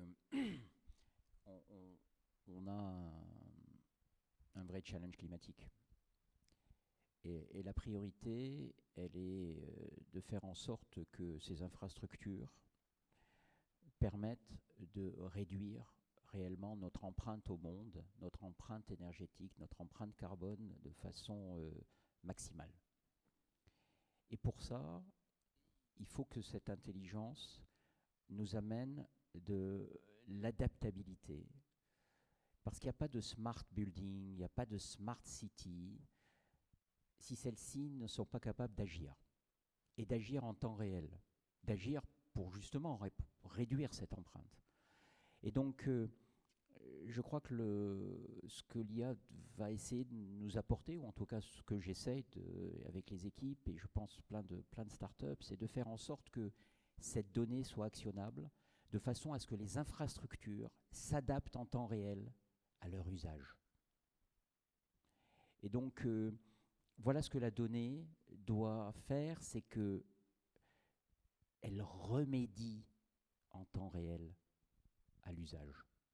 Qu'on adapte tous les systèmes de remédiation, depuis le nettoyage de l'environnement, le HVAC, la lumière, l'utilisation des salles, que tout ça s'adapte en temps réel à notre efficacité amplifiée. Voilà, donc c'est un peu ce que je souhaite à l'IA.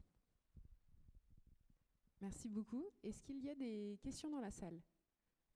Charles-Antoine. Merci beaucoup en tout cas pour vos interventions, et c'était très intéressant.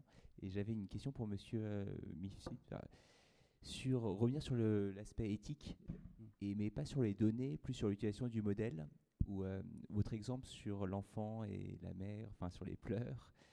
Et vous n'avez pas peur ou une crainte que ce soit une reproduction d'une erreur ou d'un stéréotype ou ou de cet esprit, enfin, si on prend l'exemple d'un moteur de recherche, il vous donne souvent la réponse que vous souhaitez, pas une réponse objective, ou est-ce que voilà. Alors, pour vous rassurer, mon donneur d'ordre est chinois dans ce domaine. Et donc, je travaille surtout sur des bébés chinois. Mais culturellement, sur les bébés, les différences sont assez faibles, effectivement.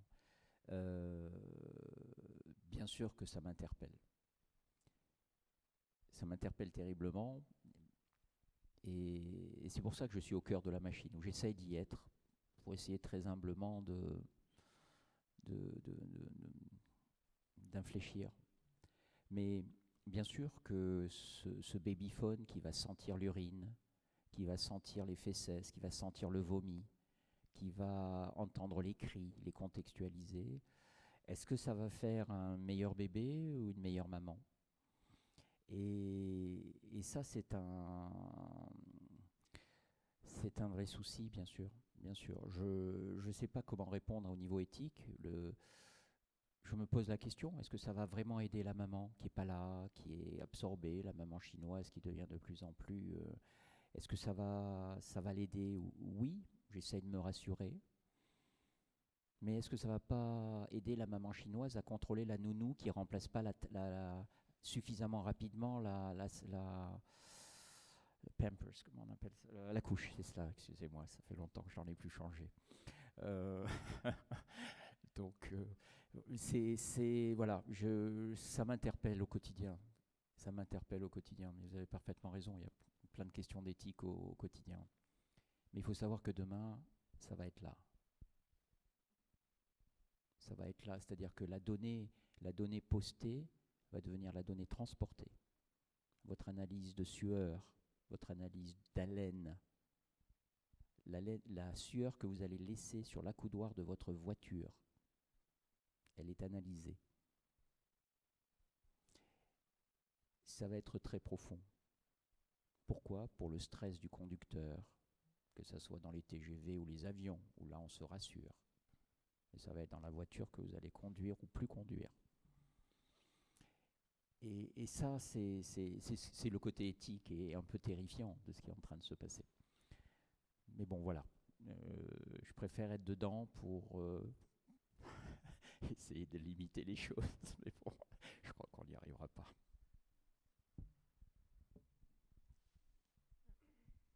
Bonjour, je m'appelle Elodie. Je suis dans le monde de l'ingénierie du sous-sol. Et j'ai une question vis-à-vis de la standardisation des données. Donc, comme le thème est infrastructure, finalement, l'infrastructure, on peut penser aux infrastructures de société. Et je reviens au dernier point que vous aviez évoqué, Jean-Christophe, sur le bien commun. Est-ce que vous, de façon individuelle, vous participez à des groupes de travail pour standardiser les données, pour que effectivement ces données qui sont utilisées à l'échelle de vos boîtes individuelles soient utilisées pour votre business, mais qu'à un moment donné, elles soient ingérées dans un contexte beaucoup plus large, notamment avec des potentiels concurrents, et pour que vous enrichissiez la donnée peut-être d'un point de vue global pour améliorer les algorithmes. C'est une question un peu ouverte. Voilà, je voulais savoir si vous participiez individuellement à des groupes de travail sur la structuration de la donnée. Ouais. Alors, on participe à des groupes de travail avec des concurrents, oui, c'est pas vraiment des groupes de travail, c'est plus des appels à projets, notamment des appels à projets franco-allemands sur l'IA, notamment la rénovation énergétique, qui a pour objectif de synchroniser plusieurs acteurs de la rénovation énergétique sur une plateforme souveraine d'ailleurs, Aléa. Et donc c'est utiliser effectivement toutes les données des bâtiments ou des routes pour que tout le monde puisse construire derrière des modèles de prédiction, etc. Et ça, oui, effectivement, dans une certaine mesure, on ne les standardise pas, mais on les ouvre. Dans le cadre de ce partenariat-là, où tous les acteurs, on a des acteurs universitaires ou même des entreprises allemandes, viennent utiliser nos données comme terrain d'expérimentation, en fait. On fait ça sur sur la rénovation énergétique, et on fait ça sur la sécurité au travail aussi, où là, l'objectif, c'est d'essayer d'harmoniser finalement les données émises des chantiers ou des entreprises pour venir caractériser des situations dangereuses, qu'on soit chez Bouygues, chez Vinci ou chez Eiffage ou chez d'autres d'ailleurs. Et donc ça, c'est aussi un consortium commun où on est plusieurs compétiteurs dedans, et pourtant on essaye de partager un référentiel commun de données pour chacun grandir d'un côté ou de l'autre en utilisant les données des uns et des autres. Mais ce qui est très compliqué, c'est de trouver un référentiel commun finalement, parce que typiquement sur la sécurité, on ne quantifie pas les accidents de la même manière, on n'a pas forcément la même notion de ce qu'est un presque accident, etc., etc. Et donc ça devient compliqué de rentrer vraiment dans le référentiel commun, mais on essaye de travailler, de partager ça. Ça ne veut pas dire non plus qu'on fait complètement de l'open data, mais sur certains sujets ciblés, c'est intéressant de collaborer. Ouais. Nous, c'est très compliqué. Vraiment, pour être honnête, c'est très compliqué parce qu'on mettre en commun les données, parfois on se met à penser déjà au partage du gâteau avant même d'avoir fini les étapes de la recette, quoi. Ce qui fait que entre différents acteurs, entre différents concurrents, c'est compliqué. Parfois, nous, on essaye de le faire avec des acteurs complémentaires. Par exemple, nous, pour développer notre algorithme, on a dû s'appuyer sur... on ne pouvait pas uniquement s'appuyer sur les données des clients. Il faut les données du contexte. les données du contexte, savoir si on est en zone urbaine, rurale, si on est dans le nombre de maisons, est-ce qu'on est sur du goudron et autres. On a dû faire appel à des données satellites, donc c'est des domaines connexes. Donc nous, on a pu, grâce aux imageries satellites, enrichir la donnée des clients pour avoir une certaine idée du contexte statique, du contexte dynamique. Donc avec ces acteurs-là, on sait que la frontière est très claire. Ils sont dans un domaine, on est dans un autre. Donc du coup, on associe les données pour pouvoir... on travaille très bien avec l'ESA.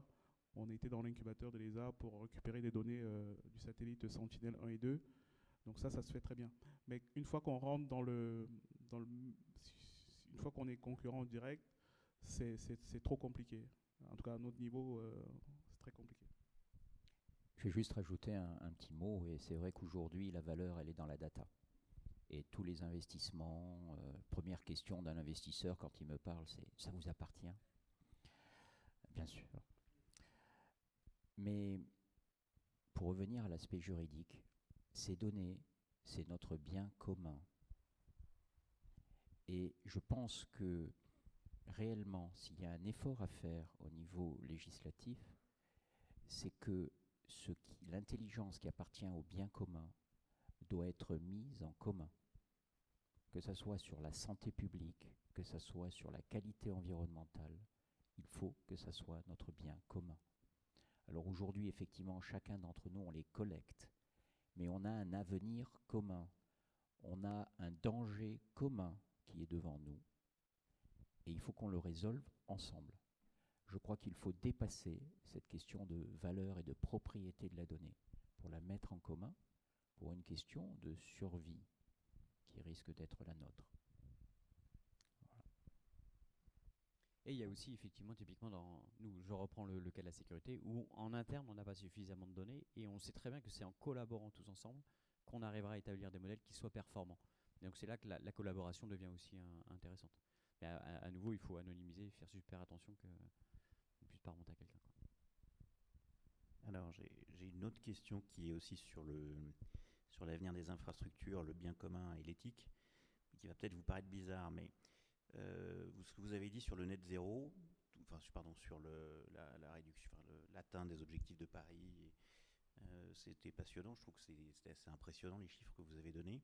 Et probablement dans les années à venir sur les infrastructures, un sujet qui est très important, c'est la réduction de l'empreinte de ces infrastructures sur la biodiversité et donc sur le vivant, parce que on peut avoir un monde net zéro, sans carbone, mais s'il n'y a plus de vivant, c'est quand même embêtant.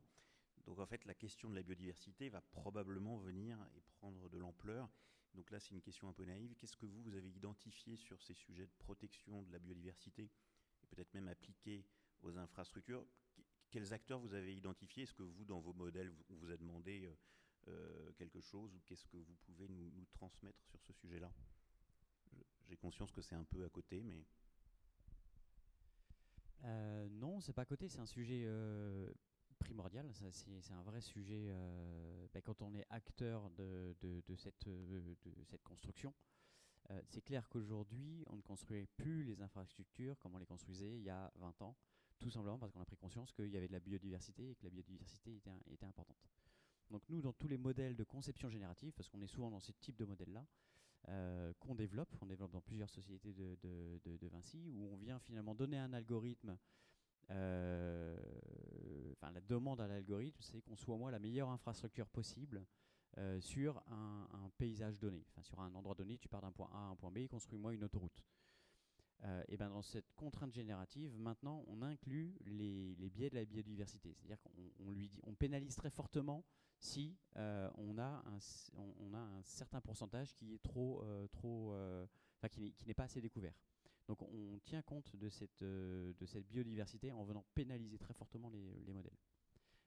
Mais c'est finalement ce qu'un humain ferait finalement, plutôt que de tracer tout droit et de faire un remblai sur 100 km, on va se dire, est-ce qu'on n'est pas capable de minimiser ce remblai-là, faire des passages faune, éviter de défoncer des mares, etc., etc. Sauf que là, c'est fait avec la puissance des algorithmes, la puissance de calcul, et donc on va tendre vers des solutions qui sont vraiment très optimisées.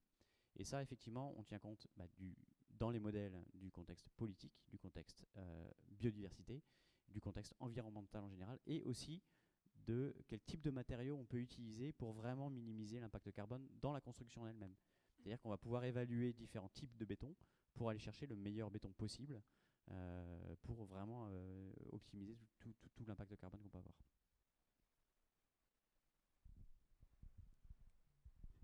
Rien à ajouter. Est-ce qu'il y a d'autres questions?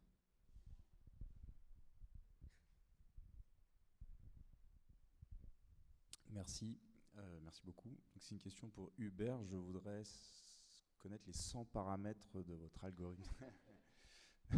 Non, je plaisante. C'est plutôt une question pour Bruno. On a beaucoup parlé là en fait des applications dans les infras, générative design, on pilote, on capte, enfin voilà, on est sur le hard. Est-ce que Léonard a été sollicité en interne sur des sujets plutôt sur d'autres métiers qui sont peut-être représentés dans la salle, des métiers juridiques, des métiers financiers qui cherchent aussi à utiliser l'IA pour améliorer ou faciliter leurs tâches quotidiennes? Voilà, parmi vous trois, je pense que c'est peut-être Bruno qui a la meilleure réponse. Alors, c'est un peu mon cheval de bataille. Le problème, on est chez Vinci, donc on est dans un environnement concurrentiel et on ne développe quelque chose que si c'est rentable. Et donc, comment montrer qu'un juriste est rentable? Comment montrer que, parce qu'on a optimisé 10 heures de son temps dans la semaine, il est devenu rentable? Donc, sur le côté financier, oui, on a développé des algos qui nous permettent de faire de la prédiction de cash flow, tout simplement, faire de la prédiction de dérives financières de certaines entreprises. Donc ça, on sait faire. Parce qu'on a une rentabilité directe. À la fin de l'année, on sait combien de cash on va avoir et on le sait 2-3 mois à l'avance. Donc c'est hyper important. Par contre, sur l'optimisation des fonctions en elles-mêmes, il y a énormément de choses à faire. Le problème, c'est qu'on a du mal à se saisir de ce sujet-là et d'implémenter vraiment des algos pour aider finalement ces fonctions support qui en ont grandement besoin, qui sont sursatellisées. Les juristes, ils bossent comme des fous. Mais nous, en fait, on a essayé de pousser des startups en disant, mais regardez, vous allez voir, utilisez ces startups-là, vous allez gagner un temps monstre. Mais très vite sont venus les sujets de oui, mais si je donne mes contrats à ma startup, où vont aller mes contrats, qui va lire mes contrats, etc. etc. Donc c'est normal, hein, c'est des questions qu'il faut étudier. Et ensuite, on est 4400 entreprises. Donc on a 4400 fonctions juridiques différentes. Et comment est-ce qu'on va essayer d'harmoniser ces fonctions-là? Déjà, ça n'existe pas. Chez Vinci, on doit rester décentralisé. Donc, on ne peut pas optimiser une fonction, type les fonctions juridiques, parce qu'il y en a 4400. Donc, il faudra trouver un groupe de volontaires qui harmonisera ces façons de faire, qui harmonisera peut-être ses façons de rédiger des contrats, ses façons de répondre à des contrats, ses façons de faire ce dialogue entre les opérationnels et les juristes pour, là, venir digitaliser dans un premier temps la fonction, parce que c'est vraiment ça le premier truc. Et ensuite venir automatiquement soit pré-rédiger des contrats, soit faire des analyses de clauses juridiques pour dire attention, là il y a un problème, et donc gagner du temps de nos juristes qui n'ont pas à relire tous les contrats, mais simplement se concentrer sur des zones qu'on n'aurait pas potentiellement comprises. Mais ça, effectivement, ça reste un chantier à adresser, qu'on n'a pas encore adressé. Merci d'être venu ce soir, merci à nos invités. On n'a pas encore de prochain événement totalement fixé pour Infravenir, mais il y en a plein qui vont arriver. Donc, je vous invite à passer de l'autre côté, profiter du cocktail et on pourra poursuivre les échanges. Voilà, je vous remercie.